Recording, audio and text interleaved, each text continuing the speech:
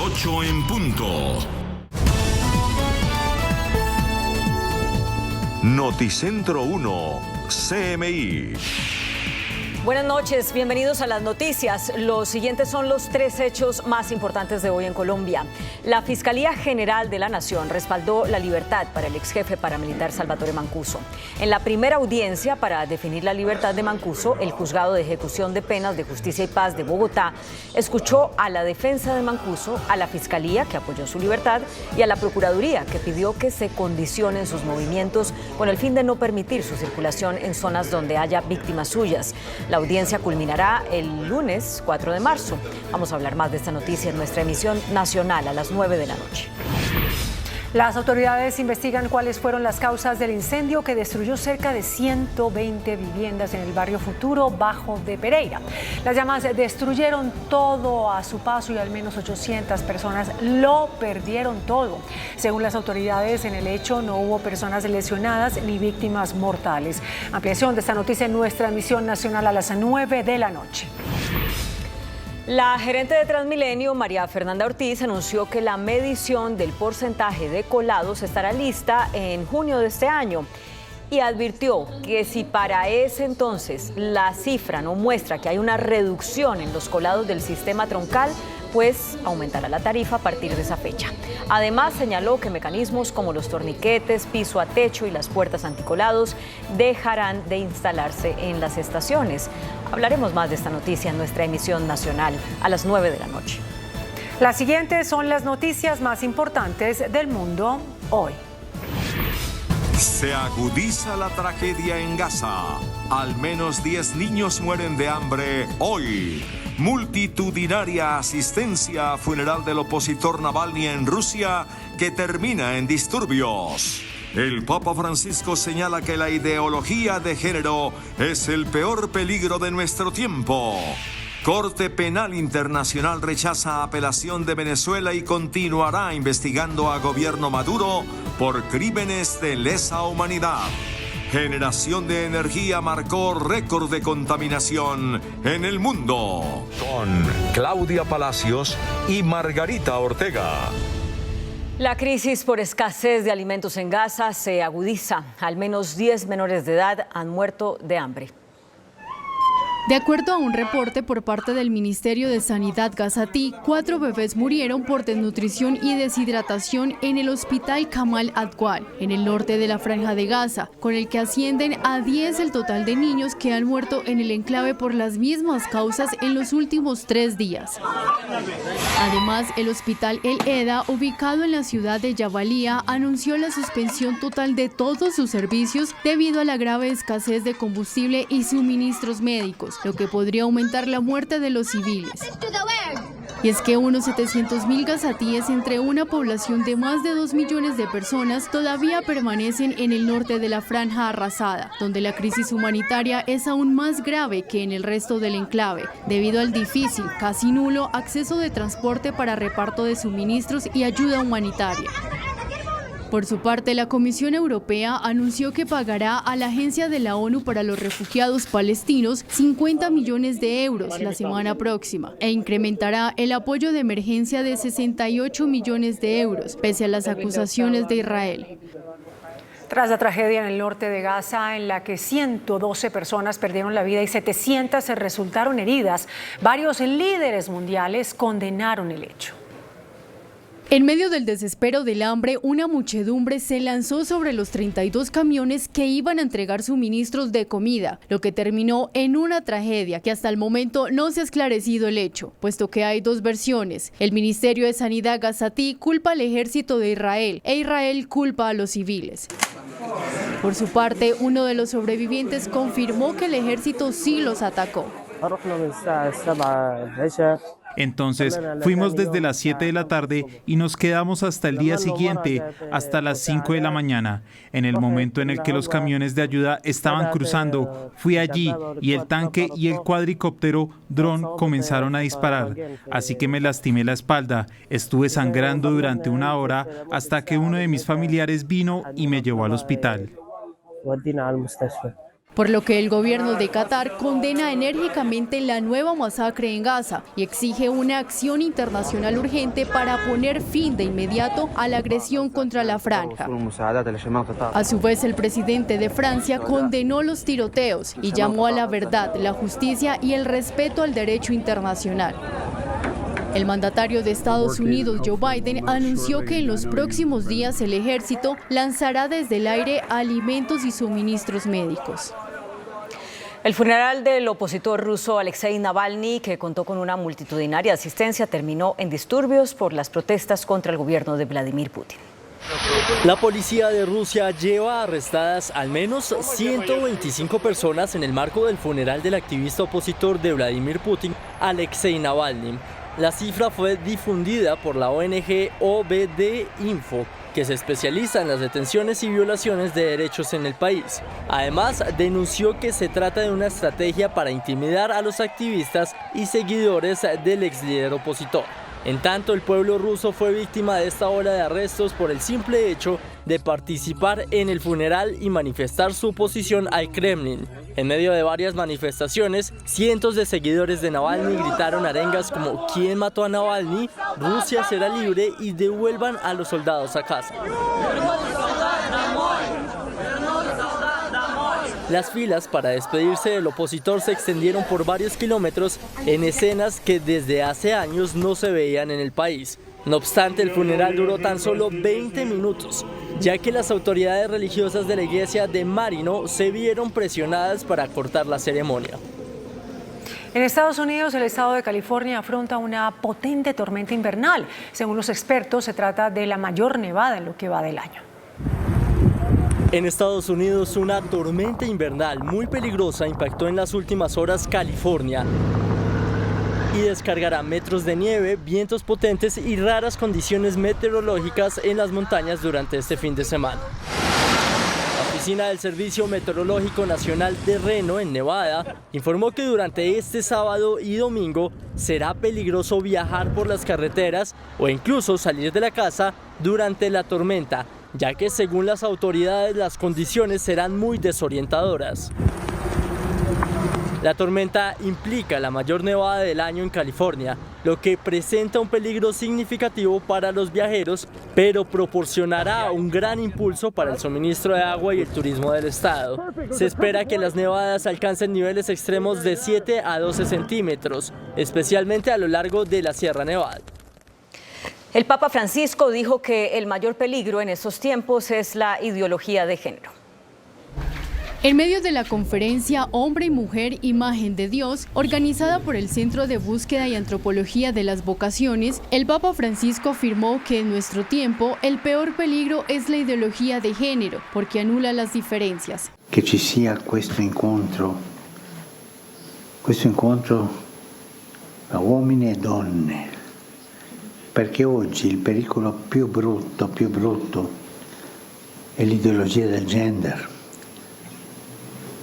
que anula le diferencias. El prefecto del Dicasterio para la Doctrina de la Fe anunció que está redactando un documento que abordará la posición de la Iglesia sobre cuestiones morales, como el cambio de sexo, el alquiler de vientres y las ideologías de género, puesto que el Papa siempre ha condenado la llamada ideología de género, calificándola como una de las colonizaciones ideológicas más peligrosas de nuestro tiempo.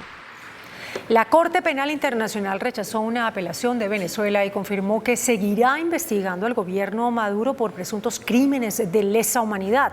El gobierno venezolano había solicitado al tribunal en agosto de 2022 que suspendiera su investigación sobre presuntas violaciones a los derechos humanos tras las manifestaciones en las que más de 100 personas murieron, argumentando que el asunto debía resolverse en su propio sistema judicial. Sin embargo, la Corte de La Haya no encontró validez sustentable en los argumentos y rechazó la petición.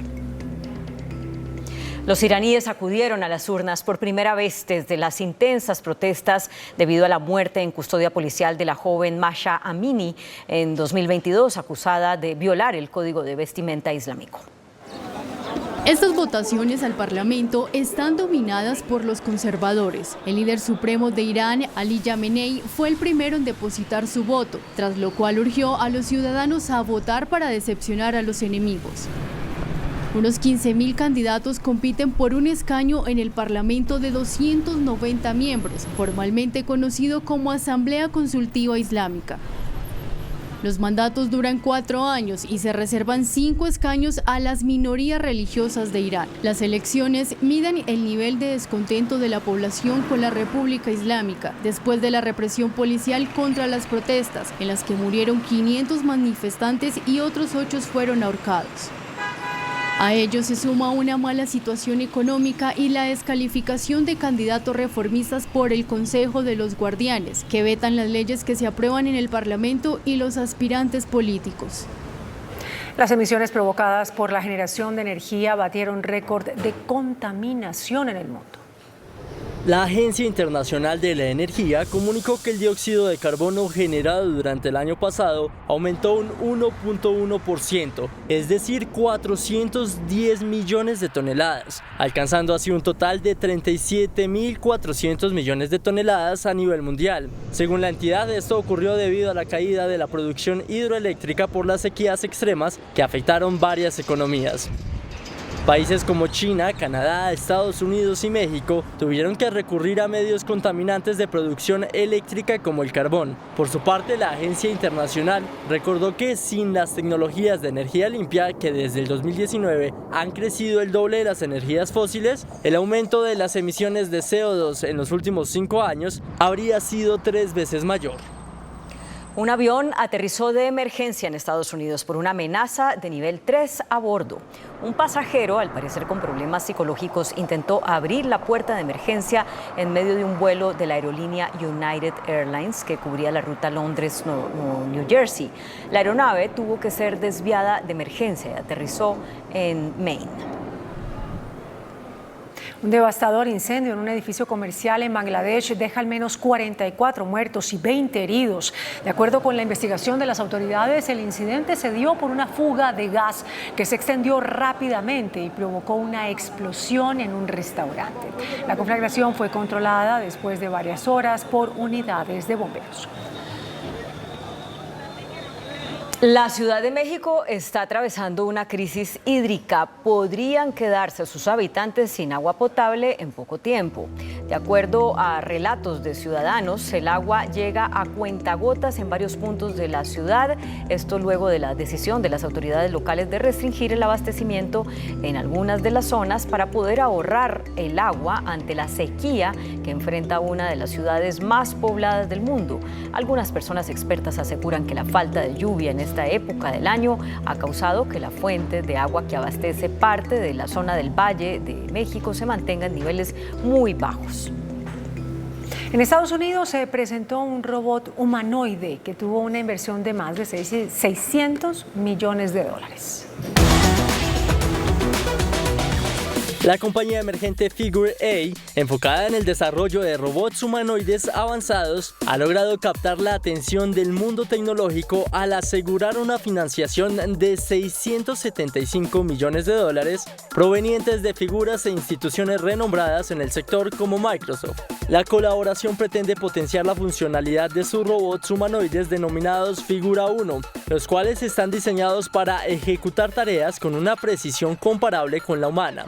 Figura 1 ha demostrado su capacidad en entornos variados como fábricas, almacenes y puntos de venta minoristas, manejando herramientas y realizando tareas cotidianas como preparar café, demostraciones que han sido conocidas y que resaltan el avance de la movilidad, destreza y la aplicación práctica de la inteligencia artificial.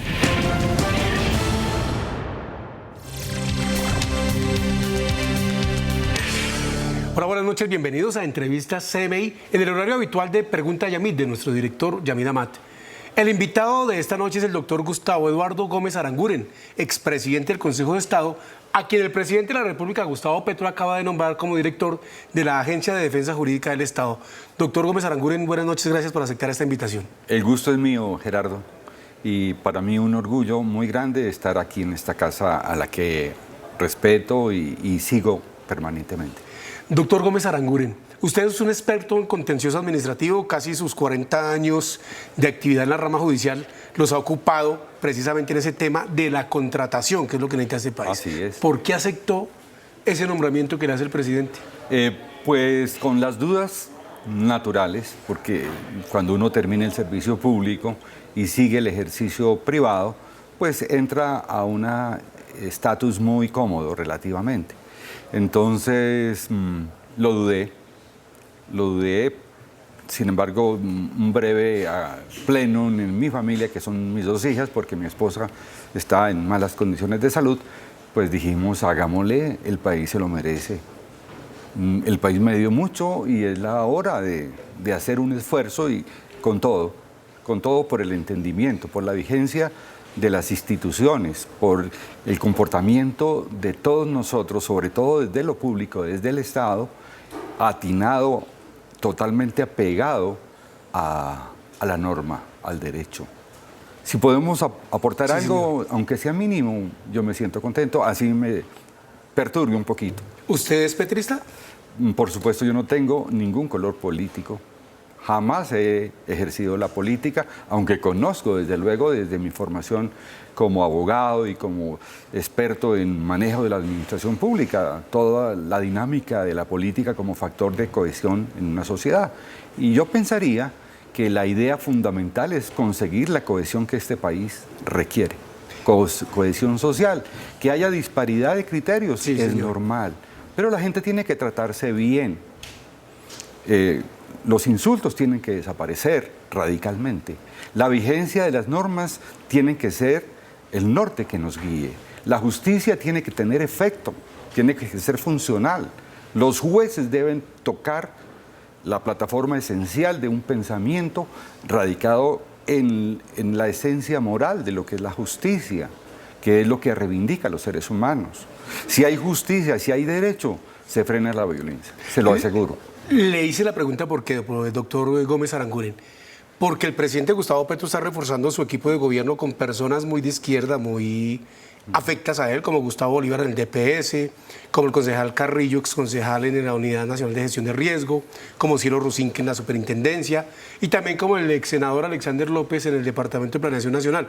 Y usted es un hombre que es evidentemente un jurista que estuvo en la sección segunda del Consejo de Estado, que conocía de temas laborales y pensionales, que no tiene relación con el presidente, entonces llama la atención su nombramiento porque es atípico en relación con esa otra cascada de nombramientos. Así es.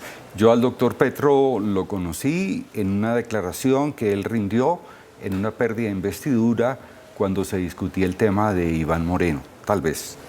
Le tomé el testimonio, no nos dimos más que la mano y nunca más. ¿Cómo acepta uno y cómo es ese cónclave familiar para decir uno, acepta un cargo del cual la exdirectora Marta Lucía Zamora, una reputada jurista también, salió no en muy buenos términos con el gobierno por una pelea con el canciller? Pues pienso yo que hay un poco de intemperancia.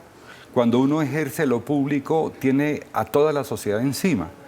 Y entonces, cuando se es consciente de que ya uno no es una persona de vida privada, de autonomía plena, sino que se debe a los ciudadanos, al pueblo, a la gente, cualquiera que sea su nivel, cualquiera su ideología, cualquiera su orientación política, pues uno tiene que contenerse mucho.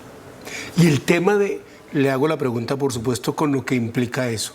¿Cómo se para uno una raya para cumplir el derecho ante los caprichos de un gobernante? No le pongamos el nombre del presidente actual, de cualquiera. Cuando quiere, que dice, yo quiero hacer esto, pero no, es que eso no lo permite la ley.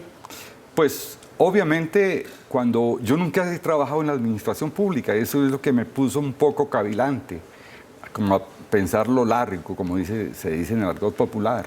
Sin embargo, dije, pues yo no pierdo nada. No pierdo nada absolutamente porque no espero nada, no voy detrás de nada. Y solamente me inspira a ser consecuente con mis convicciones desde el punto de vista moral, ético y desde el punto de vista político, desde luego que todos los colombianos deben seguir la Constitución. Y el respeto tiene que ser, el respeto por el otro, que ser la única guía que ilustre, que inspire a los servidores públicos. El concepto de servidor público se tiene que recuperar. La clave de derechos, la razón de ser del Estado, es para que la gente sienta que tiene derechos. En consecuencia, esa es la condición que yo le pongo al señor presidente para estar acompañando este proceso que es muy técnico, No tiene nada de intereses burocráticos, ni de intereses partidistas, ni fichas debajo de la mesa, absolutamente nada. Entonces, mi vida ha sido transparente y así seguirá, cueste lo que cueste. Cuando usted dice, esa es la condición que le pongo al presidente, ¿me podrá reiterar cuál es esa condición entonces? La condición es la ética pública, sin duda. Y la ética pública pasa por las buenas maneras. Perfecto. Un tema del que usted es consciente porque usted es un hombre muy informado en este país y porque por supuesto trabajó en el tribunal que resuelve los líos entre los particulares y el Estado. El tema de los pasaportes fue el detonante para sacar a la doctora Marta Lucía Ramírez.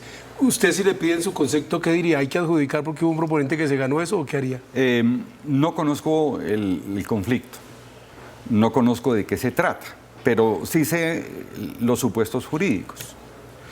Me parece a mí que con todo el riesgo de errar en analizar este problema, pues el tema del daño, que es el factor de responsabilidad del Estado, pues es una realidad que tiene que estar objetivamente demostrada. Si yo hago una propuesta y gano el concurso público, que llamamos licitación en derecho de la contratación, y finalmente hay fenómenos de cualquier índole, y habiendo ganado no me lo dan, pues obvio que hay un acto administrativo ilegal, y ese acto administrativo debe anularse por la jurisdicción. El tema es que la reparación se mide en la estructuración y prueba de ese daño. Si solo había una expectativa, pues uno no puede indemnizar sus expectativas. O sea que los montos gigantescos, astronómicos, son sueño de una noche de verano. Eso no es verdad. Si no lo prueban que hubo daño, no habrá indemnización y eso no hay que tenerle miedo. Usted se pasa todos los días. Claro, usted se refiere a la demanda que por 117.000 millones de pesos interpuso Tomás Gleck. Pensando con el deseo. Usted, en sus tratados de derechos, los libros que ha escrito, que son más de 10, algunos sobre precisamente el tema de contratación y derecho administrativo, habla de que en derecho, lo que en derecho se hace, se puede deshacer en derecho también. Eso se puede... Desde luego. ¿Cómo se podría evitar la nación un daño sin afectar a un particular en el tema de ese contrato? Es que hay que ver el daño. Una de las ideas que a mí me anima fundamentalmente es despatrimonializar el derecho. Es decir, todo no puede ser plata. Y en lo contencioso administrativo pareciera que todo es plata. Cuando yo tengo un pleito con el Estado, lo tengo es con todos los ciudadanos que son los que sostienen el Estado. Entonces vienen las sumas de billones. Yo he manejado procesos de billones y le digo a la gente que me consulta, no sueñen con eso. Hay unas reformas constitucionales que protegen la regla fiscal. Es que la plata pública es sagrada. Y entonces la idea sería proponer algunos ajustes o hacer algunos ajustes que lleven a que copiemos un poco la justicia del siglo XXI, que lo tenemos en el país a la luz de lo que llamamos la justicia especial para la paz, que se llama la justicia transicional, donde la respuesta frente a los crímenes demostrados no es de cárcel, es de verdad, de justicia y reparación. La justicia es sensual, la siente la gente y no se debe marcar siempre en dinero. Cuando usted dice debe haber unos cambios, ¿esos cambios serían legislativos en derecho administrativo? Yo pienso que nosotros tenemos un problema como país, es mucha norma, es un enredo, es una telaraña en que mueren los juristas, mueren los abogados, mueren los jueces.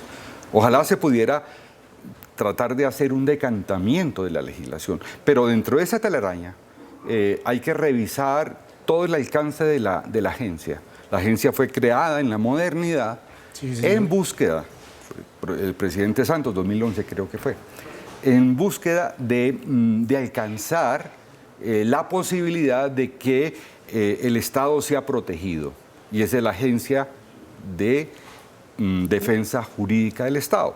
Entonces tiene muchas cosas interesantes y yo pensaría, antes de proponer reformas o ajustes a la legislación, pensaría en aparetar todos los incisos y los artículos que nos permitan ampliar la cobertura de esta protección al Estado, que somos todos, en todos los ámbitos. Es decir, hacer un ente que cubra desde el municipio de Cuitiba, donde yo soy, y la falta de abogados lleva a que se cometan errores que se llevan totalmente el presupuesto del municipio, que eso no sea así. En Cuitiba, Boyacá. Cuitiba, Boyacá, su persona. Entonces, yo veo eso, esos son tres presupuestos, 3 anualidades. Y he tenido pleitos que se llevarían más o menos el presupuesto de Cali, el presupuesto de Bogotá y el presupuesto de Bucaramanga. Entonces, eso es iluso. Ahí hay una entropía absolutamente evidente en lo jurídico. ¿Se les va la mano a los particulares demandando? Son sueños de una noche de verano. ¿O porque piden mucho para tener algo? Es que eso no es así. Eso tiene que ser normal. Es decir, hay que conformar una conciencia nacional de respeto por la convivencia y por respeto de los recursos que todos aportamos a la caja pública. Eso es más o menos la idea de que hay que conseguir y la razón por la cual me voy de la tranquilidad de una oficina de abogados serena, donde yo soy el que manda, a someterme al escrutinio de todos los colombianos. Es decir, transparencia, relaciones en donde la dignidad humana sea lo principal. El doctor Gustavo Eduardo Gómez Aranguren, expresidente del Consejo de Estado, nuevo director de la Agencia de Defensa Jurídica del Estado. Vamos a unos comerciales y ya regresamos en esta apasionante charla que ustedes se dan cuenta, conocedor y experto del tema de lo que es la contratación en nuestro país.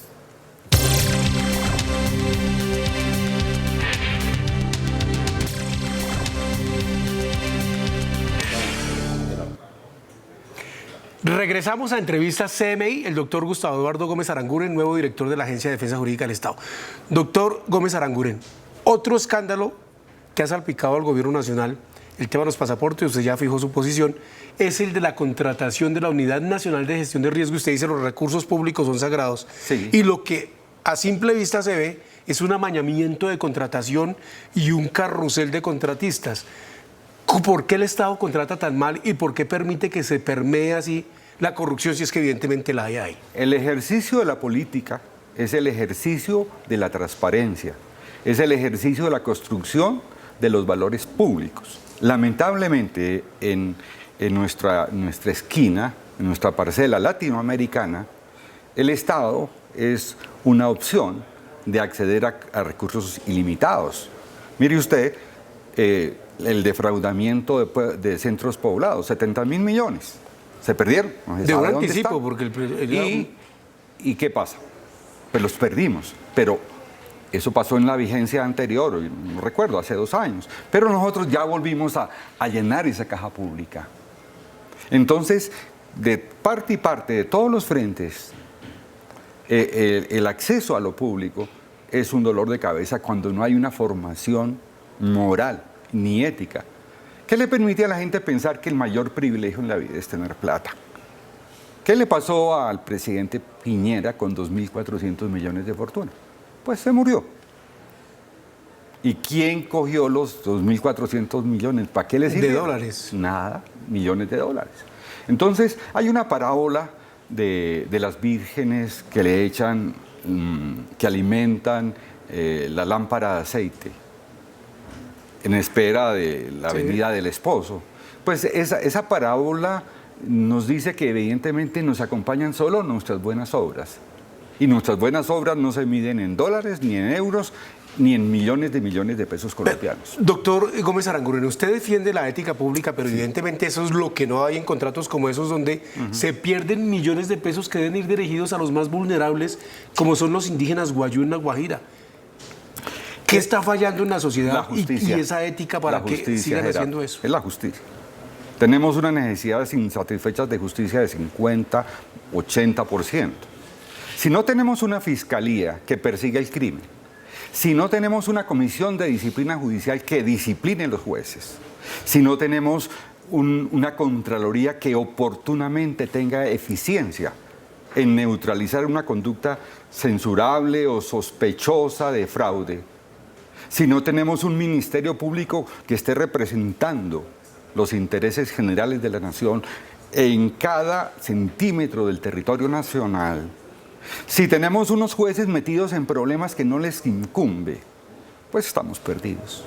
La justicia me parece a mí que es el medio por el cual se recupera la dignidad de la República, del Estado, y el vehículo por el cual nos vamos a reconocer como seres humanos que somos básicamente entidades, magnitudes que lo serán en su dignidad si tienen derechos. Y el poder del Estado no es para ganar importancia en el ejercicio de función pública. El poder del Estado es para garantizar que la gente viva bien, que no haya más homicidios. El que mata se suicida, pero queda vivo. ¿Cómo así? Explíqueme por favor esa premisa. Matar al otro es matarme a mí mismo. Tan solo que como el otro se muere, pero yo quedo vivo, me he suicidado y quedo vivo y le cargo con ese lastre. Esa es nuestras siempre y obras cuando se tenga la conciencia de lo que se eso hace. es en realidad y en lo profundo de la vida. Entonces, la violencia tenemos que hacer la interdicción absolutamente con todo lo que podamos hacer por un entendimiento respetable y en dignidad de todos. Usted hace un diagnóstico de lo que debería hacer, doctor Gómez Aranguren, expresidente del Consejo de Estado, pero eso no es lo que pasa. No, por supuesto que Porque precisamente todos estos males hablan en qué momento la justicia perdió esa majestad que tenía y que hacía, por ejemplo, las altas cortes, que llegaran unas personas honorabilísimas. Aquí tenemos unos expresidentes de Corte Suprema de Justicia, el máximo tribunal en lo penal, presos por bandidos, por corruptos. Es verdad. Indudablemente, desde que yo estaba en el ejercicio de mis funciones, eso se registró, Corte Constitucional, Corte Suprema de Justicia. Eso implica que algo huele muy mal, que algo no funciona y hay que tratar de diagnosticar adecuadamente y corregir. A mí me parece que hay que hacer una reforma estructural a la justicia. Sí, Yo sí. tengo experiencias en México con la Corte Suprema de Justicia, que son unas cortes vitalicias muy reducidas, que son la voz de la dignidad del juez. La Y en Corte Estados Suprema Unidos. de Justicia de Brasil, que logró sacar adelante crisis políticas tremendas. La Corte Suprema de Argentina, que va a parar seguramente la ley Ómnibus. Entonces, nosotros tenemos muchas cortes, me parece. La idea es una reforma estructural que tenga la posibilidad de contar con una Corte Suprema absolutamente transparente. Es decir, que se note la respiración de sus magistrados. Mantener la Corte Suprema de Justicia actual como Corte de Casación, el Consejo de Estado como Tribunal Supremo en lo contencioso administrativo y pare de contar. O sea, usted no comparte lo que hizo la Constitución del No, para 91 nada. los asambleístas cuando crearon Corte Constitucional, Consejo Superior de la Judicatura. Ahora tenemos pues un tribunal transicional que no hace parte de esos tribunales, pero que que está en crisis también. Eso no está funcionando. Doctor Gómez, el hecho de que los magistrados tengan un poder electoral ha permitido que se corrompan. Horror, compañero. Horror total.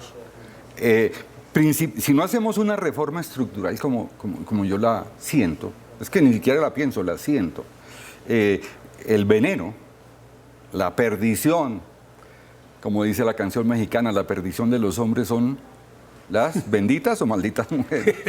Bueno, para las Cortes ha sido el poder de postulación en Contraloría, en Procuraduría, en Fiscalía, y hay un problema muy serio. Mire, en mi ejercicio de magistrado interactuamos en todo el panel latinoamericano de las Cortes. Y cuando empezó a destruirse Venezuela, fue cuando yo sentí perfectamente que los magistrados del Tribunal Supremo eran activistas del chavismo. Un juez no se puede meter en política porque se tira al país. Y el activismo es lo que le está haciendo daño, independientemente de donde configure su accionar. Total. Es decir, el juez tiene que ser pulquérrimo. Si no es capaz de ser pulquérrimo y tiene intereses electorales, tiene intereses económicos, pues no se meta de juez. Pero el poder del juez no es para conseguir prebendas. Mire, yo fui juez desde 1977 y viví cuando era realmente la judicatura un esfuerzo denodado. Yo fui juez de instrucción criminal Juez civil, juez de familia. Iba con mi secretario en pozos de homicidios tremendos. Y era mi secretario la máquina de escribir y yo detrás de criminales fuertes. Entonces, en el año 92, eso me parece que no pasó, pero sí pasó. Yo suspendí la elección de un alcalde de Arauca y me fui a practicar pruebas en Arauca. Y parecía eso como la crónica de una muerte anunciada. Me fui un miércoles y me vine un sábado. El día sábado, que fui al Amparo a comprar algunas cosas porque era muy barato en Venezuela, llegué al hotel y me dijeron, doctor, ¿y usted por qué no se ha ido? Dije, no. ¿Se lo iban a matar? Me hicieron un atentado, nos interceptaron la camioneta y una ráfaga que yo no sentí. Y habíamos fallado procesos de muerte de compañeros jueces y lo negamos porque no había pedido colaboración a la policía. Y yo llegué con mi asistente y no pedí. Y dije, mierda, mis hijas se van a quedar muy jóvenes, muy niñas, huérfanas, y no le van a reconocer nada. Entonces fui a la policía. Después se descubrió que las balas que nos dispararon eran de un arma que había matado un compañero periodista. Doctor Gómez Aranguren, en medio de ese diagnóstico que es un poco, no sé si decirle realista o catastrófico, ¿cómo trabaja una persona así en el estado que está con tanta imbricación de corrupción? Porque es una realidad. Pues luchar porque alguito se haga. Uno no puede ser iluso y no es el comodín para resolver los problemas estructurales de la sociedad. Pero algo se puede hacer. Primero, tratarse bien. Romper los odios. Proscribir y hacer interdicción del homicidio. Nadie puede matar a otro. Es un mandato evangélico. Así sea. Un principio ético universal. Eso vamos a conseguirlo. Por el derecho, por la vía de la vigencia de la Constitución. A mí me da dolor porque yo estoy sintiendo que la Constitución del 91 va perdiendo fuerza en clave de derechos. Que fue muy garantista y precisamente fue muy garantista. Ese social que le agregaron al Estado social de derecho implica mucho. Evoco en este instante al doctor Ciro Angarita Barón, mejor magistrado que yo he visto en mi vida. De la Corte Constitucional. De la Corte Constitucional. Un hombre con invalidez, pero un hombre valioso. Lo evoco y es siempre mi norte. Doctor Gómez Aranguren, ¿cómo hace el Estado para que el funcionario corrupto que tú hizo repita y pague de su erario porque nunca paga? Pues es que tenemos los instrumentos, Gerardo, los tenemos, no los usamos. La justicia en lo contencioso no puede seguir siendo una justicia para muertos. Es decir, para que cuando salga el fallo yo esté en la tumba. Eso dijo el canciller de los pasaportes. Pues es una práctica morbosa que tiene razón. Un pleito en lo contencioso puede durarse 15 años. Que me notifiquen en la tumba. Años. Eso no tiene sentido.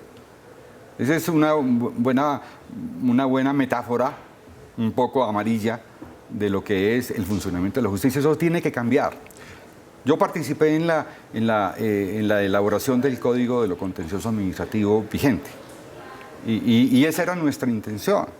Pero tenemos que mejorar las prácticas, debemos dejar de ser tan farragosos en la sentencia. Las sentencias se tienen que entender fácilmente. Y a la rama se le ha dado.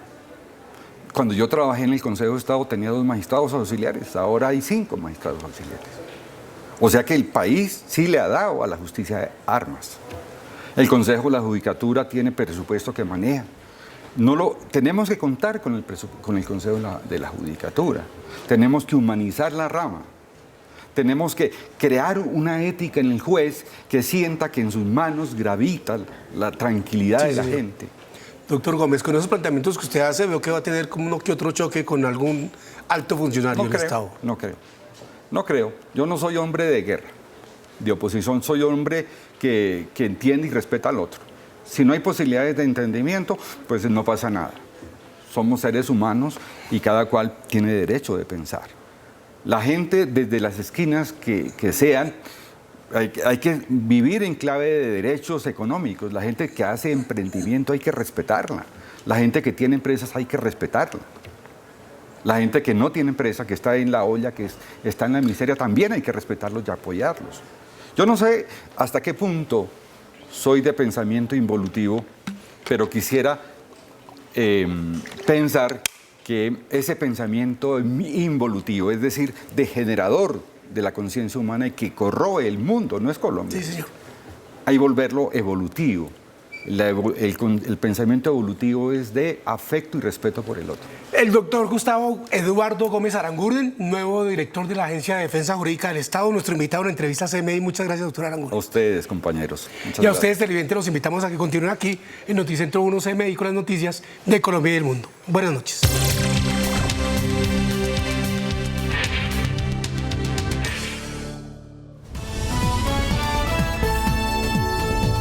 Noticentro 1, CMI. Fiscalía y Procuraduría respaldan libertad de ex jefe paramilitar Salvatore Mancuso. Decisión se conocerá el lunes. El domingo arrancan diálogos con disidencias de Iván Mordisco en Guaviare. Ex magistrado Armando Noboa, jefe de diálogos con disidencias de Iván Márquez. Germán Vargas arremete contra el gobierno. Reformas que plantea el Ejecutivo son nefastas, dice.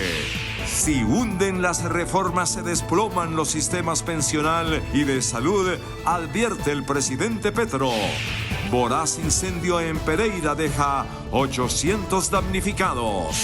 FBI investigará muertes de extranjeros en Medellín. Ultimátum de la Corte Constitucional al gobierno. Le da 30 días para que adopte un plan de atención para La Guajira. Crece siniestralidad en las vías. 656 muertos dejan accidentes de tránsito en Colombia. Colados provocarían alza de tarifas de Transmilenio en Bogotá. Petroleros urgen plan de reactivación para la industria. Reajustan precio de compra a productores de leche. Con Claudia Palacios y Margarita Ortega. Iniciamos nuestra segunda hora de noticias. La Fiscalía General de la Nación respaldó la libertad para el ex jefe paramilitar Salvatore Mancuso.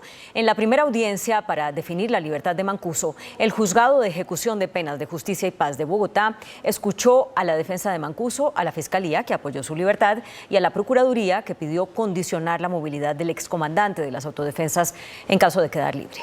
Mi nombre es Salvatore Mancuso Gómez.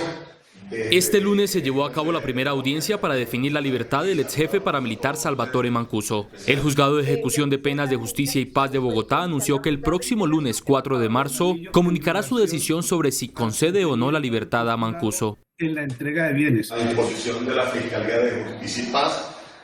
Desde la cárcel La Picota en el sur de Bogotá, asistió el ex jefe paramilitar de forma virtual a la audiencia, donde expresó que su ubicación de residencia, luego de quedar en libertad, sería en Montería. Domicilio donde lo va a fijar en el evento de recobrar la libertad, atendiendo que su accionar criminal tuvo lugar en los departamentos que le acabo de mencionar. Creo que en la primera audiencia habíamos hablado que sería Medellín. Realmente no tengo un lugar fijo donde tenga una casa, un lugar donde llegar en este momento. La única ciudad donde tengo un lugar fijo donde llegar es Montería. Pero si su señoría dice que es Medellín, bueno, me tocaría arrendar una casa en Medellín o un apartamento. Igual si es en cualquier otro territorio, lugar del territorio nacional, pues tendría que hacer exactamente lo mismo su señoría. La Fiscalía respaldó la petición de la defensa de Salvatore de que quede en libertad, mientras que la Procuraduría expresó que se debía dar limitaciones de movilidad como gestor de paz, refiriéndose a la no circulación por zonas donde haya víctimas. El próximo domingo en San José del Guaviare se dará inicio al cuarto ciclo de conversaciones entre las delegaciones de paz del gobierno y el llamado Estado Mayor Central de las disidencias de las FARC. La delegación de la guerrilla estará encabezada por el segundo al mando de esa organización, alias Calarca, y el líder de Arauca, alias Willy. Ya están listas las delegaciones en el Guaviare para iniciar un nuevo ciclo de conversaciones. Este domingo comenzamos el cuarto ciclo y ya las delegaciones se están trasladando hacia el Guaviare.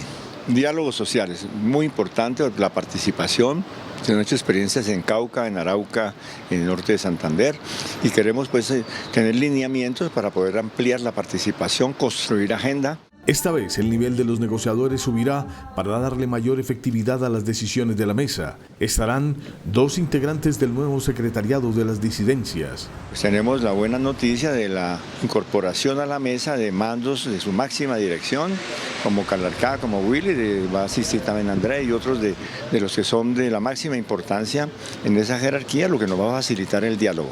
Para Camilo González, es cierto que hay expansión de los grupos armados, pero es exagerado decir que está en riesgo la gobernabilidad del país. Lo que se trata es de realmente hacer un compromiso por la paz, de respetar a la gente, de no poner en riesgo el cese al fuego ni la credibilidad del proceso.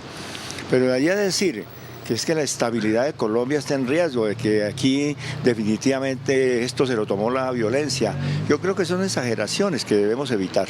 Al final del ciclo se espera un pronunciamiento de las 2 partes. El gobierno promulgó una resolución en la que da inicio a los diálogos de paz con la llamada Segunda Marquetalia, liderada por alias Iván Márquez. Como jefe negociador de la delegación del gobierno, designó al exmagistrado del Consejo Nacional Electoral, Armando Noboa, quien brindó asesoría a la Alianza Democrática M19 durante la Asamblea Nacional Constituyente.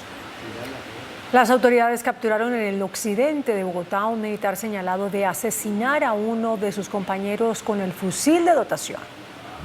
La víctima de ataque con fusil por parte de su propio compañero fue identificada como John Alexander Sosa. El hecho se presentó en el Batallón Occidental Coronel Francisco José de Caldas, Cantón Militar Occidente, en la localidad de Puente Aranda. En un presunto hecho de intolerancia ocurrido en el Cantón Militar Caldas, ubicado en la localidad de Puente Aranda, en Bogotá, fue asesinado el soldado 18 John Alexander Sosa Galindo por uno de sus compañeros.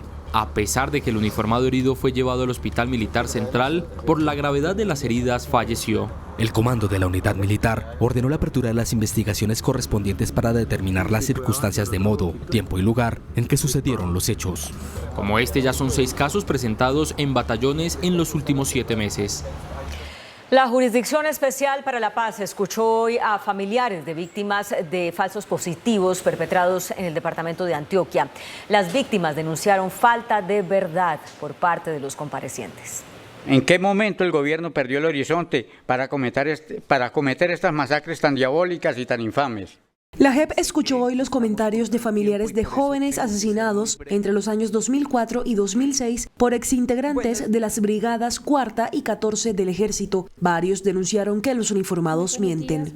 Ellos le sacan el cuerpo a las preguntas que se les hace. Dicen no acordarse de nada y nosotros las víctimas debemos exigirles la verdad. Les pedimos comedidamente que digan la verdad, que le den esa paz a las familias. La JEP se comprometió a investigar si hay mentiras en los relatos de 81 comparecientes. O evidenciar dónde pueda estar la mentira, en aquellos casos donde haya mentira. También estamos tratando de unir varias historias que nos permitan entender cómo funcionaba la comisión sistemática de estos asesinatos. El ex militar colombiano Mario Antonio Palacios fue condenado por una corte de Miami a cadena perpetua por conspirar con otras personas para asesinar al presidente haitiano Jovenel Moïse el 7 de julio de 2021 en Puerto Príncipe. Según la Fiscalía norteamericana, Palacios estuvo ese día en el domicilio de Moïse, donde hurtó dinero y joyas. El colombiano había firmado un acuerdo con la justicia con la que se comprometió a colaborar tras negar durante meses su culpabilidad.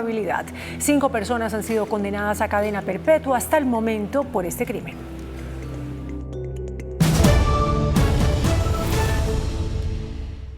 El jefe único del partido Cambio Radical, Germán Vargas Lleras, lanzó duras críticas contra las reformas que está impulsando el Ejecutivo en el Congreso y contra las políticas del gobierno. En la cumbre de la bancada de Cambio Radical en Barranquilla, el líder de ese partido, Germán Vargas Lleras, lanzó una andanada de críticas contra el gobierno del presidente Gustavo Petro y pronunció una frase que resume su visión de lo que pasa en el orden nacional. Se han ocupado de destruir toda la actividad productiva del país. Detalló lo que ha pasado con diferentes sectores de la producción que llevaron al bajo crecimiento del PIB en 2023. Destruyeron el sector de la vivienda, lleva 1 año y medio postrado. Luego la emprendieron contra el sector de infraestructura, con los DR8, con el problema de las vigencias futuras, y también no voy a recordar el ombligo, con el entierro de tercera de un proyecto tan estratégico para la región Caribe como lo es Caribe 2. Luego la emprendieron contra el sector petrolero y gasero, también contra la salud, que hoy está básicamente quebrada y postrada. Un capítulo aparte en las críticas de Vargas Lleras al gobierno Petro fue para el tratamiento al sector minero. Y ahora, no contentos con eso, arrancan, y de qué manera, contra el sector minero. Recuerden ustedes que el sector minero representa el 3% del Producto Interno Bruto del país. Y detalló lo que podría pasar si se aprueba el Código Minero, tal como lo presentó el Ejecutivo. De extrema gravedad. Si uno revisa ese proyecto que fue presentado, la mitad de las normas no son sino facultades extraordinarias al gobierno, eso no es ningún código de nada, y bajo el pretexto de proteger el medio ambiente. Al final del encuentro de la bancada de Cambio Radical, en el que participaron 11 senadores y 19 representantes a la Cámara, se concluyó que esa colectividad no acompañará las reformas a la salud, la pensional y la educación. El presidente Gustavo Petro, desde la cumbre de la CELAC en las islas San Vicente y las Granadinas, hizo una dura advertencia al Congreso de la República. Dijo que si las reformas no son aprobadas, los sistemas de salud y pensional colapsarán. Los detalles en el siguiente informe de nuestra enviada especial, Diana Giralt. El presidente Gustavo Petro lanzó una advertencia al Congreso sobre el trámite de las reformas sociales. El Congreso determinará. Si hunde las reformas, se desploman los sistemas de inmediato, de manera rápida y sin transición. Nos tocará reemplazarlos rápidamente. Ante la demora del legislativo, el jefe de Estado aseguró que anticipará algunos puntos claves, como el sistema preventivo en salud y el bono pensional para mayores de 80 años. En esa medida me adelanto, bajo la ley vigente, a construir las transiciones que merece el país. El tema de los pasaportes también estuvo sobre la mesa. Reiteró las críticas a Tomás Gregg y cuestionó el sistema electoral colombiano. Este es un sistema electoral que, si se cuestiona el de Venezuela, es muchísimo peor el colombiano. Una sola empresa privada manejando la base de datos y el software de escrutinios. De otro lado, el mandatario explicó el alcance de su decisión de suspender la compra de armas a Israel. No hay ningún nuevo contrato para compra de armas y estaremos buscando el reemplazo de lo que ya se adquirió, las contrataciones vigentes de mantenimiento de esas armas, para liberar a Colombia de una relación militar internacional que no le conviene. Tras el escándalo de los carrotanques en La Guajira, anunció el nuevo director de la Unidad de Gestión del Riesgo. Vamos a nombrar a Carlos Carrillo como director de la Unidad Nacional de Gestión de Riesgo.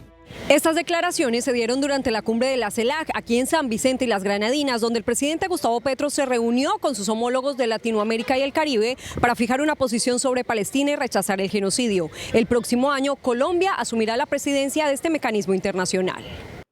Y por su parte, el ministro de Salud, Guillermo Alfonso Jaramillo, insistió desde Cali en la necesidad de aprobar la reforma a la salud. Durante la audiencia pública a la reforma a la salud adelantada en Santiago de Cali, la congresista Norma Hurtado, integrante de la Comisión Séptima del Senado, indicó que aún no hay claridad en los puntos financieros de la reforma, a lo que el ministro de Salud, Guillermo Jaramillo, quien también hizo presencia en el auditorio, aseguró que los costos están claros. Sin embargo, considera que la discrepancia existe entre quienes apoyan esta reforma y quienes la rechazan. Todo el mundo dice está algo parecido a la paz. Todos quieren la paz y dicen querer la paz, pero no la hemos logrado. Entonces, si todos estamos de acuerdo que queremos la paz, deberíamos de lograrla. Si todos estamos de acuerdo que debe haber una reforma en la salud, pues debemos lograrla, y yo creo que ese es el diálogo que hoy estamos haciendo aquí. Finalmente, frente a la problemática de la escasez de insulina y otros medicamentos para pacientes diabéticos en el país, el funcionario anunció que llegó a un acuerdo con los laboratorios para que en los próximos días se surta el mercado con esta hormona. En Pereira, las autoridades adelantan una investigación para determinar las causas del voraz incendio que destruyó al menos 120 casas, afectando a 150 familias. Fue declarada la calamidad pública en Pereira para atender a las más de 150 familias, 800 personas que lo perdieron todo durante un incendio de gran magnitud que se presentó esta madrugada en el barrio El Futuro Bajo. Los residentes del sector compartieron las imágenes de cómo las llamas arrasaron todo a su paso sin dar oportunidad para sacar sus pertenencias. Nos encontramos realizando toda esta atención psicosocial. Tenemos una persona que fue trasladada al centro asistencial. Del resto de personas han sido atendidas en el lugar. Desde el aire las imágenes muestran cómo el fuego destruyó cada una de las cerca de 120 viviendas que hacían parte de este barrio. Ayuda para los niños, tengo mucho bebé, que si nos pueden ayudar con pañales, si nos pueden ayudar con leche, si nos pueden ayudar con cobijas, con lo que nos puedan ayudar porque perdimos totalmente todo. Para garantizar la seguridad en la zona, ya que pocas viviendas quedaron en pie, la policía estará en el lugar de forma permanente como seguridad para las familias. Tenemos un dispositivo de seguridad en el área, ya que algunas casas que no se consumieron, pero tuvieron que ser desalojadas por fallas estructurales, tienen sus objetos, sus pertenencias, entonces vamos a permanecer 24/7 en este sector. La alcaldía de Pereira definió 3 canales de atención a las familias damnificadas. A partir de hoy van a tener alojamiento. 3 modalidades. La primera será autoalojamiento, es decir, las familias que tengan donde llegar, pues les vamos a dar un subsidio de arrendamiento para que lleguen allí con sus familiares. Las familias que no tengan cómo autoalojarse, pues vamos nosotros a disponer de hospedaje en hoteles de la ciudad para que allí se puedan instalar. Y en tercer lugar, pues vamos a disponer de un sitio para que de manera transitoria puedan ellos estar mientras les resolvemos si se alojan en otro lugar o en un hotel. El incendio no dejó personas muertas ni lesionadas, solo pérdidas millonarias y una gran cantidad de animales como perros y gatos muertos. El CTI y la Fiscalía inició la investigación en el lugar. La Embajada de Estados Unidos y la Alcaldía de Medellín trabajarán para investigar la muerte de ciudadanos extranjeros en la capital antioqueña. Habrá colaboración del FBI. Tras la alerta en Medellín por la muerte de 2 extranjeros por diversas causas y la captura de 4 por delitos sexuales en el último semestre, la Embajada de Estados Unidos llegó a la capital de Antioquia, acompañada por el FBI, para iniciar una alianza que permita frenar estos casos. Para los que son victimarios, o sea, los que están cometiendo cualquier delito, claro, estamos trabajando con las autoridades locales para que estas personas no sean impunes. También para los turistas estadounidenses que han venido para turismo, un turismo seguro, legal, sostenible, eso es lo que queremos y lo que quieren ellos y fueron víctimas. Se pueden comunicar con la línea 911, que es como los extranjeros identifican especialmente su línea. Recuerden que la nuestra es el 123, pero si marcan el 911 inmediatamente se redirecciona la llamada al 123 y ahí se atenderá. La Fiscalía confirmó la captura de un norteamericano de 40 años señalado de abusar de varias niñas. Durante su detención fue sorprendido con una menor de 16 años. La Corte Constitucional lanzó un ultimátum al gobierno para que en un mes entregue el plan de acción para superar la crisis por las muertes de menores de edad en La Guajira. En 2017, la Corte declaró una grave crisis humanitaria por la alta tasa de mortalidad de los menores de 5 años del pueblo Guayú en La Guajira, asociada a la desnutrición que se ubicaba en un 32.54% por cada 1.000 niños, cuando la media nacional era del 6.76%. El gobierno tiene la misión de presentar un plan de acción integrado y unificado para combatir la crisis, pero la Corte advierte que si bien el plan intenta mostrarse como un documento integrado y articulado, el desarrollo de cada uno de los derechos no da luces de haberse realizado con el mismo rigor. De 5 componentes de este plan, que contempla un presupuesto de 1.2 billones, 4 no cumplen: el de derecho al agua, derecho a la seguridad alimentaria, derecho a la información y derecho a la salud. El gobierno de Brasil autorizó la extradición del ciudadano barranquillero Jaime Saade, quien se escondió en ese país por cerca de 30 años, para evitar la condena por el asesinato de su novia, Nancy Mestre. Los hechos por los cuales fue condenado Jaime Saade en Colombia ocurrieron el 1 de enero de 1994, cuando violó y asesinó a su novia, Nancy Mestre, en plenas fiestas de Año Nuevo. En 1996 fue condenado a 27 años de prisión, condena que luego le fue rebajada a 24 años. Su captura fue posible gracias a la investigación que durante décadas llevó a cabo el papá de Nancy para que el crimen no quedara en la impunidad. El Consejo de Estado admitió una demanda que pretende anular un decreto expedido por el entonces presidente Iván Duque que reglamenta las aspersiones aéreas con glifosato. Aunque las aspersiones con glifosato están suspendidas en el año 2021, el presidente Iván Duque expidió el decreto 389 que regula el control de los riesgos para la salud y el medio ambiente en el marco de la erradicación de cultivos ilícitos mediante el método de aspersión aérea, y se dictan otras disposiciones. Esta demanda contra este decreto fue admitida por el Consejo de Estado y la presentó el representante a la Cámara Liberal, Carlos Ardila, quien insiste que dicho decreto es inconstitucional, pues autorizó el regreso de aspersiones aéreas con un herbicida que ha sido catalogado por algunas agencias internacionales como potencialmente carcinogénico. Quedó en firme el decreto que prorroga las medidas que restringen el consumo de licor en espacio público en Bogotá. El documento prohíbe a partir de las 10 de la noche y hasta las 4 de la mañana la permanencia y concentración de personas en parques, corredores ambientales y plazas urbanas de la ciudad. Asimismo, el consumo de bebidas embriagantes en esos lugares. El decreto tendrá vigencia hasta el 31 de agosto de este año. En Noticentro 1 CMI hacemos una pausa y regresamos en instantes con el desarrollo de las siguientes noticias. Alerta por aumento de muertes en siniestros viales. En solo un mes fallecieron más de 600 personas en el país. Si aumenta el número de colados, en junio aumentará tarifa de Transmilenio en Bogotá. 332 casos de hurto se denuncian al día en Bogotá. La extorsión sigue en aumento.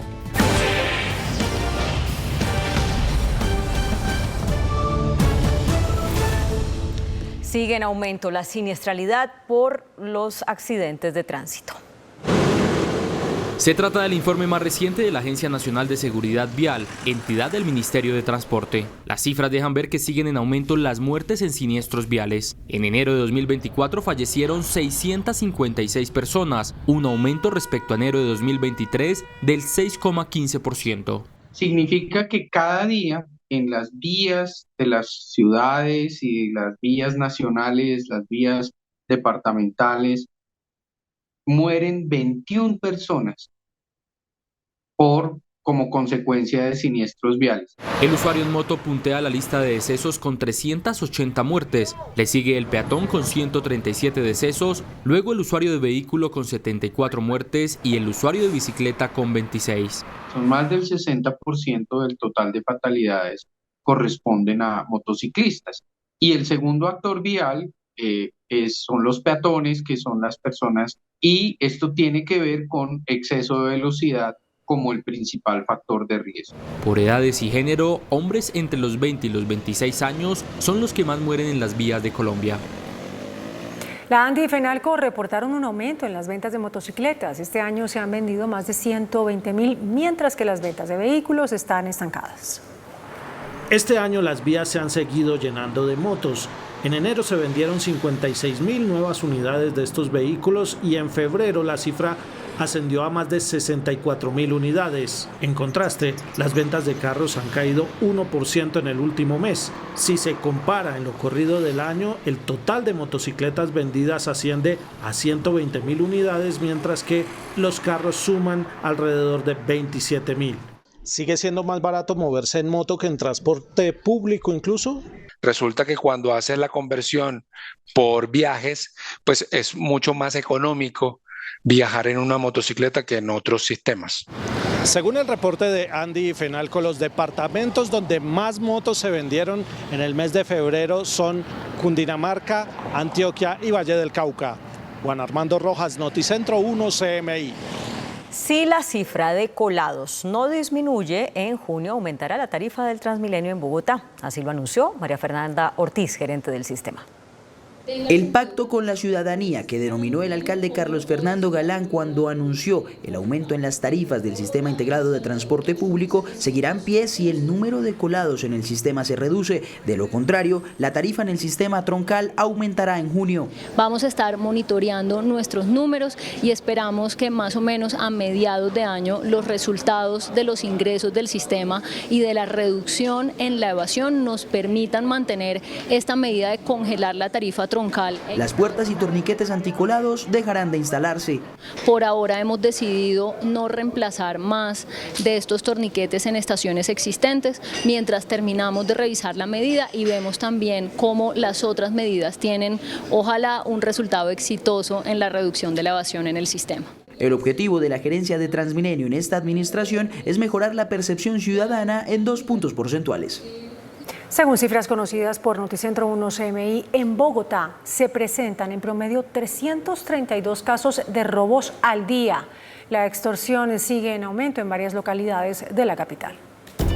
Noticentro 1 CMI conoció en exclusiva las cifras de los delitos de alto impacto que han ocurrido en Bogotá a corte del 25 de febrero de este año. El que mayor aumento presenta respecto al mismo periodo del 2023 es la violencia intrafamiliar con un 81,10% y 6.204 casos reportados.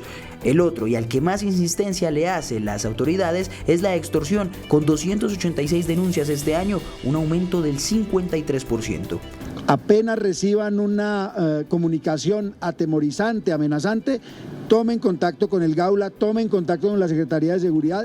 El hurto a personas sigue siendo el delito que más se denuncia en Bogotá. A corte del 25 de febrero se reportaron 18.593 casos, un escalofriante promedio de 332 casos de hurto al día.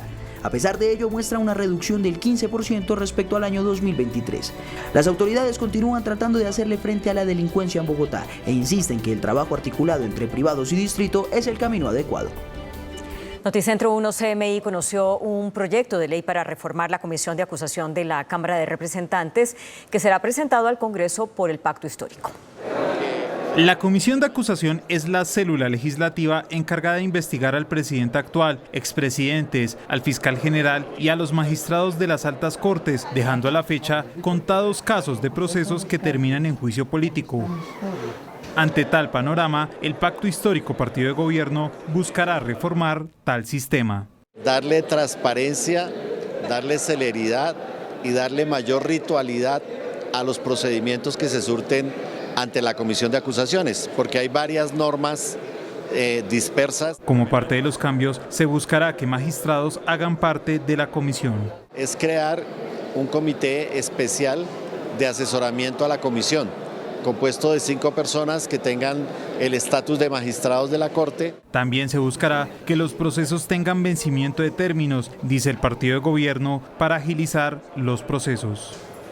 La Corte Constitucional ordenó a la Clínica Noel de Medellín que presente excusas públicas a una familia del mismo sexo víctima de discriminación. El año pasado, una mujer acudió a una cita médica con su pequeño hijo, que nació del vientre de su pareja por inseminación artificial. Durante la cita, el médico tratante le preguntó con insistencia por qué el pequeño tenía 2 madres, si ello no era posible, e hizo comentarios como mamá solo hay una y es la biológica. Para la Corte, dichos comentarios implicaron un acto de discriminación hacia la familia. La clínica incurrió en un acto y en un escenario de discriminación, esto en la medida en que de manera pública el 9 de marzo de 2023 minimizó y tergiversó el acto de discriminación del que fueron víctimas el 6 de marzo anterior al catalogarlo como un malentendido. La próxima semana llega a Colombia el SAR Antidrogas de los Estados Unidos para iniciar de manera oficial el proceso de certificación o no de nuestro país en la lucha contra las drogas. Antes de su llegada, el gobierno busca desmontar el paro cocalero en el Catatumbo previsto para el 15 de marzo. Será una semana clave para el gobierno en su nueva estrategia de lucha antidrogas. Este domingo y tras la reunión de ayer en Cúcuta, busca entregar respuestas a la crítica situación que viven los cocaleros del Catatumbo y que han fijado el 15 de marzo para adelantar un paro en la región. Esperamos llegar a un buen acuerdo o a una gran mesa de diálogo con el gobierno nacional. Las comunidades de pequeños cultivadores de coca queremos manifestar de que este 15 de marzo saldremos a paro por motivo de la crisis alimentaria que está viviendo la región del Catatumbo. La crisis se ha agravado porque la situación no da más. En varias partes del Catatumbo se estaba pagando el mercado con gramos de coca, pero a partir de esta semana se anunció que ya no se recibirá más coca en pago. En el entretanto, llegará al país Rahul Gupta, el zar antidrogas de Estados Unidos, y su visita marcará el inicio del proceso de certificación por parte del gobierno de Biden a la lucha colombiana contra las drogas. La Fiscalía ocupó con fines de extinción de dominio varios bienes avaluados en más de 100.000 millones de pesos. Según la entidad, los bienes están asociados a las estructuras de El Alacrán, Los Flacos y Cordillera, estructuras del narcotráfico en el Valle del Cauca y el Eje Cafetero. La Fuerza Aeroespacial propinó un golpe a un grupo narcotraficante en Nariño. Con labores de inteligencia se logró ubicar y destruir un mega laboratorio en el que se procesaba cocaína. Esto fue en Barbacoas, municipio de Nariño. Más de 1.400 insumos líquidos fueron destruidos, así como numerosa maquinaria para el procesamiento de base de coca. En Noticentro 1 CMI hacemos una pausa y regresamos en instantes con el desarrollo de las siguientes noticias. Plan de acción proponen petroleros para reactivar el sector. Nuevo ajuste para el pago a productores de leche. Ministro de Hacienda insiste en que las tasas de interés deben bajar. Asociación Colombiana de Ingenieros de Petróleo, Oscar Rincón, pidió al gobierno la expedición de un plan de acción para reactivar la industria petrolera. Después de los resultados de Ecopetrol y en general por las afectaciones que ha tenido el sector, la industria petrolera baraja posibilidades en un plan de acción que será discutido con el gobierno. Este será presentado en un encuentro con el Ministerio de Minas. Entre los objetivos está una serie de estímulos para la exploración de desarrollo, eficiencia en el tema ambiental y soluciones a los bloqueos sociales. Permisos ambientales y sobre todo también una disminución de la conflictividad o una mayor resolución de estos conflictos que permitan que la industria en general vuelva a haber un escenario positivo para seguir invirtiendo en Colombia. El dirigente consideró abrir el debate sobre los proyectos de yacimientos no convencionales, la llamada tecnología fracking. Urge medidas para recuperar las reservas de petróleo y gas.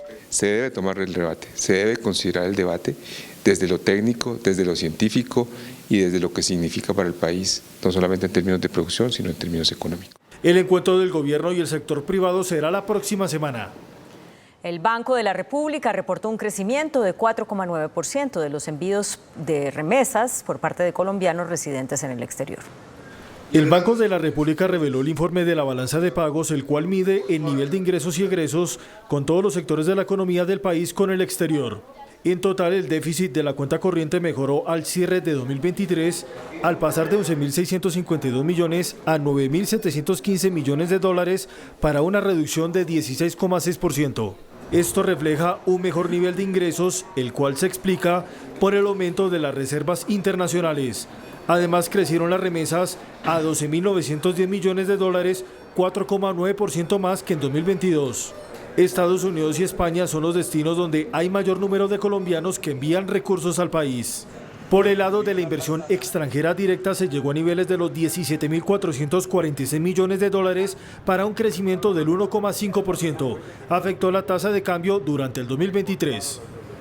El Consejo Nacional Lácteo aprobó un incremento del 3,5% en el pago que hace la industria a los productores de leche. El Consejo Nacional Lácteo, convocado por el Ministerio de Agricultura, definió el ajuste del precio que se le paga a los productores de leche en el país. Dicho incremento será de 3,56%, dato inferior a la inflación causada al cierre de 2023 de 9,28%. El sector trabajará en la reactivación del consumo. Hay un campo para que en los precios al consumidor podamos ceder y podamos ofrecer en el mercado lácteos más baratos. De alrededor de 7.000 millones de producción en Colombia, al menos 4.000 millones de litros están en la informalidad. Llegan a diferentes mercados más importantes y de mayor población y generan un impacto. Por el momento no se tiene graves afectaciones por el fenómeno del Niño. El ministro de Hacienda, Ricardo Bonilla, hizo un nuevo llamado al Banco de la República para que baje las tasas de interés.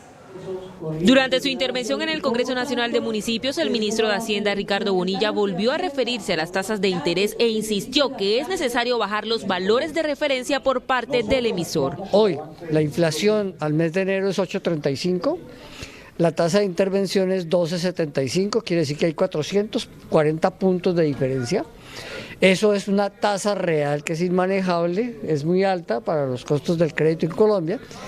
Y es hora de empezar a bajarla sustancialmente. Finalmente dijo que el banco no puede ser timorato y seguir haciendo bajas de 25 puntos. El Pacto Histórico, con apoyo del Ministerio de Comercio, radicó un proyecto de ley para reducir los controles y trámites para las pequeñas empresas. La Cámara de Representantes estudiará un proyecto de ley que busca reducir la tramitología para las pequeñas empresas. Si en la licencia de construcción no dice que la casa donde funciona la tienda sirve para uso comercial, hoy pueden sellar una tienda. Queremos quitar ese requisito. El proyecto de ley además busca cambiar el Código de Policía para modificar las sanciones a las microempresas. Queremos permitir que los alcaldes tengan la potestad de regular el uso de espacio público para que en los parques principales, una heladería, una panadería, además pueda sacar un parasol, poner una carpa bien regulado. La iniciativa, apoyada por el Ministerio de Comercio, busca garantizar que las autoridades administrativas y policiales reevalúen algunas sanciones que afectan directamente a las pequeñas empresas. Las autoridades de turismo pronostican un aumento en el número de visitantes extranjeros este año. La meta es llegar a 10 millones de visitantes. En el marco de la vitrina turística de Anato, que terminó hoy, se conoció que la proyección de crecimiento de llegada de turistas extranjeros este año al país es de 24%. Colombia es un destino muy diverso, no nada más vienes a experimentar el turismo cultural, turismo histórico, está también obviamente las playas, los destinos, la gastronomía. La directora de ONU Turismo reveló a CMI que el país se postulará para realizar este año en septiembre la reunión del Consejo Mundial del Turismo. Si todo sale bien y si las votaciones en junio nos acompañan, Colombia podrá ser la sede ese evento o esa reunión, que es la reunión más importante que tiene el turismo en el mundo. La meta del gobierno es atraer 1 millón de turistas cada año al país. El presidente de Asobancaria, Jonathan Malagón, afirmó que los bancos ya están bajando las tasas de interés para créditos hipotecarios.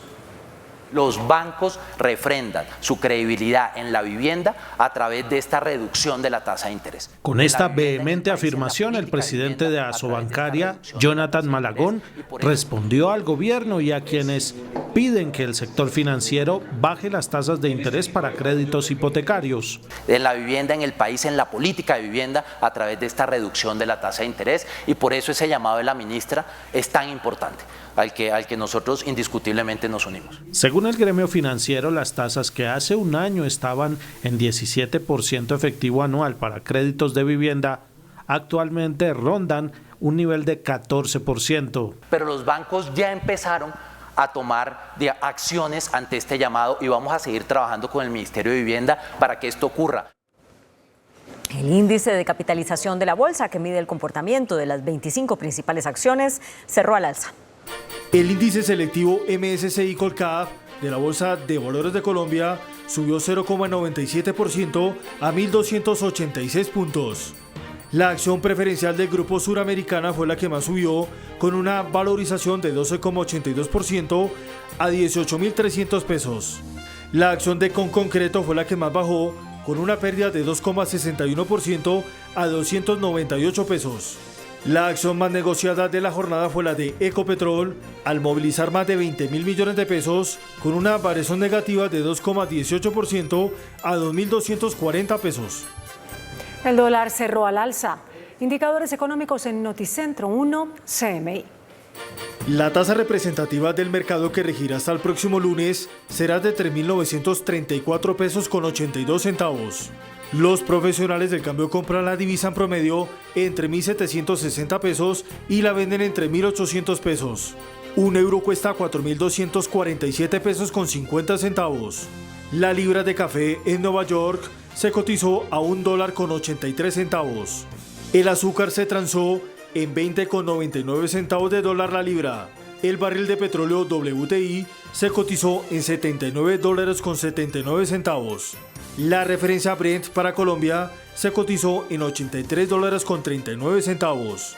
Una acción de Ecopetrol cuesta 2.240 pesos.